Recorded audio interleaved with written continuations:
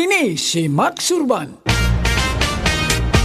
Kape nga gipaabot sa masa, Sid Panyawan Coffee, pait ang panlami iyang timpla. Sid Panyawan Coffee, paras mga batalon ug tigulang. Sid Panyawan Coffee, sa panglawas makatabang. Sid Panyawan Coffee, kape nga pangmasa, kaping dili mahal, gaan sa bulsa, sa grocery ayaw ninyong kalinti. Ang Sid Panyawan Coffee, paborito ni Lolo ug ni Lula. Sid Panyawan Coffee, tilawi lang aron mo tuo ka. Sid Panyawan Coffee, pila kahigop lang mo baskog ka. Sid Panyawan Coffee, sa quality kontento ka.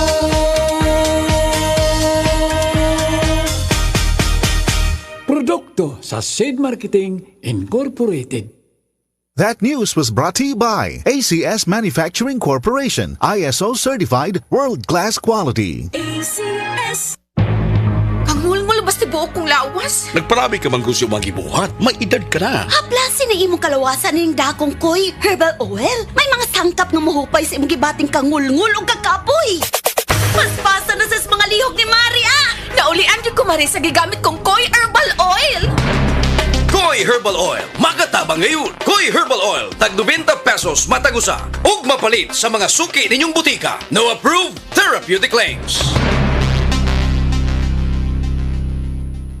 Sa mga workaholic, epektibo ang atong Paragis Bila-Bila Herbal Coffee. Sama na lang ni Roland De La Cruz, nga taga Mati, Davao. Roland De La Cruz, sa Purok Isla, Barangay Central, Purok President. Anong ganahan man kay ka sa kape? Sa Bila-Bila Coffee, laskig ang imong lawas o mayo ang imong lihok. Basta laskig niya kondisyon, makalihok kag may sa trabaho. Kung di ka kainom, magluya na ka? Murag luya-luya, lahi ra gyud. Tungod kay nindot gyud ang Bila-Bila Coffee. Kini ginama sa GFMQ Marketing. Kaysa Paragis Bila-Bila, dili na ka mag-agwanta pa.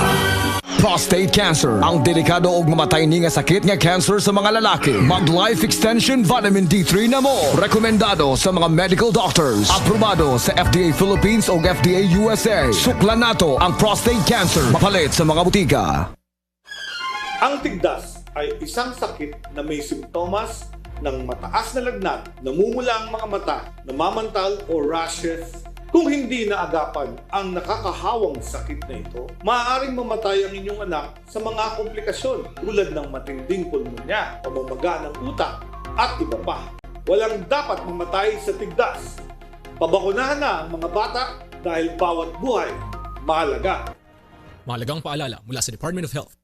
SED Health Testimonies. Si Ginang Virgie Abuda, taga Cebu City. Sa matag haplas niya sa SED Linimen, dali rasang maulian.